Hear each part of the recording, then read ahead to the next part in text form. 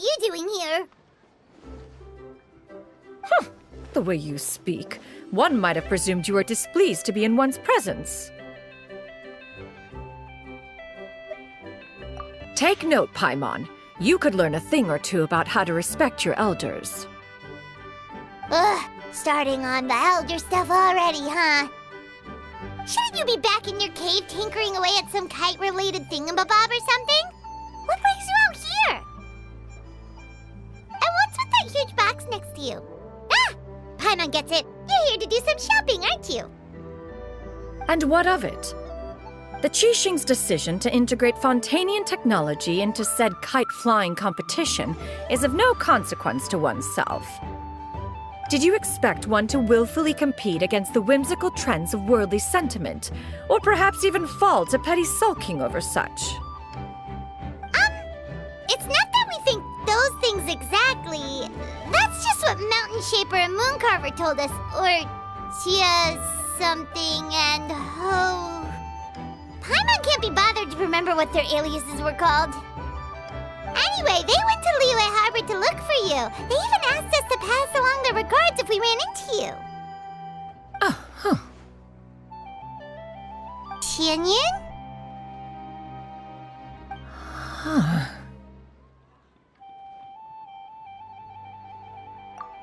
It appears time has quite flown since one's arrival in Liyue Harbor. How could one have forgotten about those two old fossils? One shall have to bring them back some divine herbs to atone for this slight.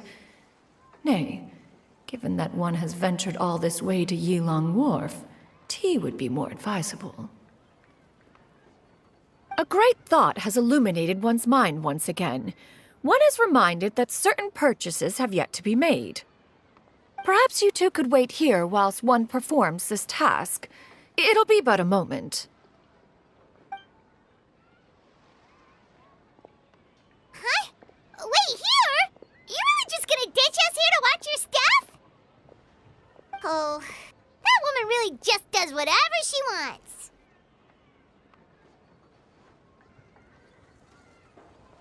Hey, not you too, Traveler! Oh, all this Paimon ditching is super not appreciated. Just come back soon, okay? Paimon doesn't want anyone to try and steal the stuff. Welcome. Please have a look around. We only sell teas of the finest quality, sourced directly from Chaoying Village. Might I recommend the Sunglo variety? It's one of our specialties. Now, that sounds promising. One will bring some back for those old fossils, and all will be well. 2 boxes will do. Wonderful. By the way, we're actually running a special Lantern Rite promotion. Buy 3 boxes, get 10% off. 4 boxes will net you 20% off. 20% off 4 boxes. This merchant strikes a fair bargain. One might as well give some to Morax and Ping, too. Then 4 shall suffice. I see. Are you intending to give these as gifts? If so, perhaps I can interest you in these exquisite gift sets. Buy 10, get half off. Look at the magnificent design, and the red ribbon gives quite the festive flair, don't you think? Such a gift would be sure to impress any lucky friend or family member. 10 boxes. Seems rather excessive. But if one factors in the Conqueror of Demons and one's disciples... 10! A nice round number, don't you think? Course you do. I'll even shave a little extra off the price for you. That is agreeable. I will have these boxed up then. Of course, right away. I see you have quite the eye for fine items, mademoiselle. Perhaps some of my wares might also be of interest to you. I'm a toy merchant from Fontaine. You'll get nothing but the finest and most intricate clockwork toys Mora can buy here. Each one sure to be a source of endless amusement.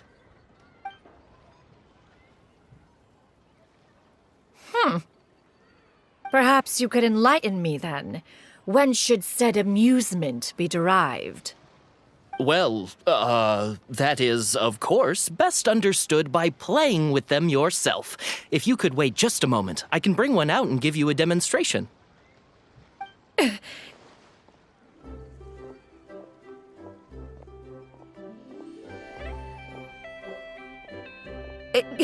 There is no need for that.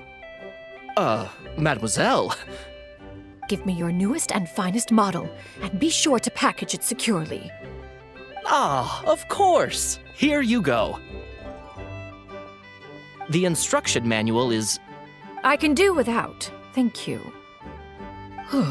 Many watchful eyes surround this place. If one were to be spotted purchasing a mechanical toy such as this, a child's plaything no less, it would only invite scandal. But there is no harm in bringing it back to study in secret.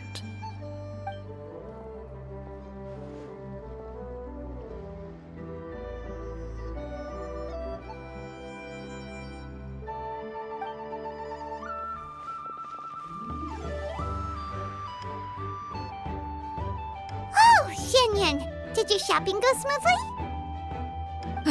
Naturally, one may not delight in social interactions, but that does not mean one lacks said faculties.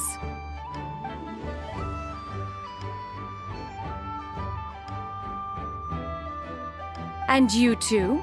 Are you not here to purchase things? We just haven't had time yet. It doesn't look like there are any kite stalls around Elong Wharf, but it does look like there are lots of goods from Fontaine. You are also planning to participate in the kite flying competition, then? One means to say, you along with all the other youths. One has been entreated to share one's kite-making expertise, and indeed there was little one could do about such persistent supplication. One moment energetic and earnest, and dejected the next. One had no choice but to acquiesce to these requests, and thus, one will be organizing a kite-making workshop to provide personal instruction in this art form. Oh, who will be participating then? Shuyu, Shenhe, Ganyu, and Yayo. Wow, that's quite a few people. Also, this is all pretty well, Xianyun, but it's not like you have to make your own kite to participate in the competition. You can just buy one ready-made and call it a day. Ha! You speak of those equipped with the mechanical lifting device, do you not? 'Tis nothing but a crude piece of mortal machinery. The mechanism that one has developed was the fruit of millennia of meticulous study. Let us not speak of the source of the mechanism's power, but rather its structure. It is composed of materials as light as bamboo and as strong as iron. This composition grants it the lightness of weight to ascend into the sky and the durability to follow the wind for many a mile. It is built with a series of intersecting rods that... Never mind. It is unlikely the two of you will understand, even should one expend the effort to explain. One is better off saving one's breath. It sure seems like you want to talk about it, though. So, will you be attending the workshop or not? Huh? Wait, you've been trying to invite us this entire time? All right then. No need to prepare the materials in any case. One has it all sorted. Arrive at Mount Outsong in 2 days. I shall be expecting you around midday. Are you leaving? Don't you want a guard to help you with that big box of yours? Surely you jest. One goes as one pleases. For what reason would one need to rely on another?